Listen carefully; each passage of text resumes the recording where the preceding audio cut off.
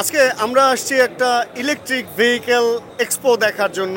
আর আজকে আমরা যে স্টলটি ভিজিট করব এটি হচ্ছে Akij renewable energy and automobiles limited.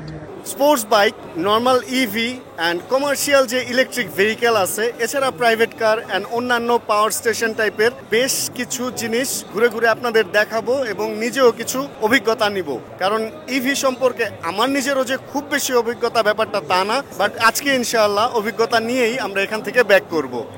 Electric ভেহিকেলের সুবিধা কি জানেন? ইলেকট্রিক ভেহিকেল হচ্ছে পেট্রোলে আমাদের যে খরচটা হয়, ইলেকট্রিক ভেহিকেলে ওর চেয়ে অনেক কম খরচে আমরা গাড়ি, বাইক বা অন্যান্য যে কমার্শিয়াল ভেহিকেলের কথা বললাম ওগুলা চালাতে পারবো। এখানে বেশ সুন্দর একটা প্রাইভেট কার বা হ্যাশব্যাক কার আমরা দেখতে পাচ্ছি, এটার ভেতরে আমরা দেখবো, বাট তার আগে একটু ঘুরে দেখবো। অ্যান্ড আমাদের এরকম একটা ব্যাপার ইচ্ছা, মানে এরকম একটা আগ্রহ থাকে যে আসলে এই সমস্ত ইলেকট্রিক ভেহিকেলগুলা কতদিন পর্যন্ত সাস্টেন করবে। আমি যেটা ঘুরে দেখছি এতক্ষণ, দেখলাম যে বেশ মানে মজবুত করে এগুলা বানানো হয়েছে। এগুলা যে একদম কিনবেন নষ্ট হয়ে যাবে এমন না। অ্যান্ড ফিউচার হচ্ছে ইভির বা ইলেকট্রিক ভেহিকেলের, তো এগুলা আসলে অনেকদিন সাস্টেইন করবে, এটা যেমন সত্যি। আর আরেকটা সবচেয়ে বড় ব্যাপার যেটা, এই ভেহিকেলগুলো হয় হচ্ছে পরিবেশ বান্ধব। মানে আপনার পেট্রোল বা অকটেন পুড়লে যে পরিবেশ নষ্ট হয় বা বাতাস দূষিত হয়, এই ইভিতে বাতাস দূষণের কোনো মানে পরিবেশ দূষণ হবে না, এটাকে এই জন্য ইকো ফ্রেন্ডলি বলা হয়। আর এখানেও ইলেকট্রিক ভেহিকেল বা স্কুটার আছে একটা, এটা একটু স্মার্ট লাগতেছে আমার কাছে দেখতে।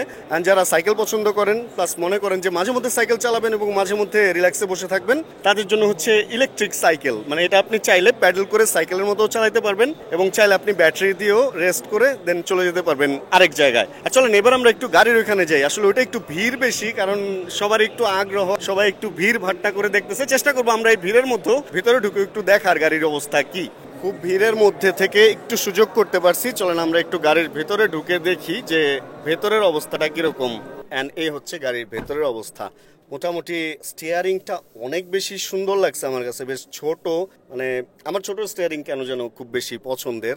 আর বেশ বড় বড় কিছু ডিসপ্লে আছে। অ্যান্ড যেহেতু এই গাড়িটা একদম নতুন আসছে, আমি এটা কিভাবে চালাই বা ফাংশন জানি না, এই জন্য ওইগুলাতে আমরা এখন যাব না। জাস্ট আজকের ঝলক এতটুকুই থাক। অ্যান্ড পরবর্তীতে কোনো ভিডিওতে ইনশাল্লাহ আপনাদেরকে আরো ডিটেল বলবো এই গাড়ি সম্পর্কে। কিছু জিনিস দেখাই তো ভালো লাগে, ভেতরের লুকসটা তো দেখাইলাম, অ্যান্ড বাইরের লুকসটা দেখেন, লাইট থেকে শুরু করে সবকিছু অনেক স্মার্ট করছে। আজকে ভিডিওর সবচেয়ে বড় টাইম আমি এখানেই দিতেছি, কারণ গাড়িটা পার্সোনালি আমার অনেক বেশি ভালো লাগছে। এছাড়া ওই যে কমার্শিয়াল ভেহিকেল এগুলো আছে, যারা মালপত্র ক্যারি করে, পাইকারি জিনিসপত্র আনে, তাদের জন্য এই জিনিসগুলা। অ্যান্ড হ্যাঁ, এগুলা কিন্তু কোনোটাই তেলে চলে না, এগুলা সব ইভি মানে ব্যাটারিতে চলে বা চার্জে চলে। অ্যান্ড এগুলা চার্জ দেওয়ার জন্য পাওয়ার স্টেশনও ওনারা আনছে দেখলাম, ওটা নিয়ে পরে কথা বলতেছি। চলেন আমরা একটা মিনি ট্রাক বা মিনি পিকআপ, যেটা পিকআপ বলে যেটাকে, ওইটা একটু দেখি।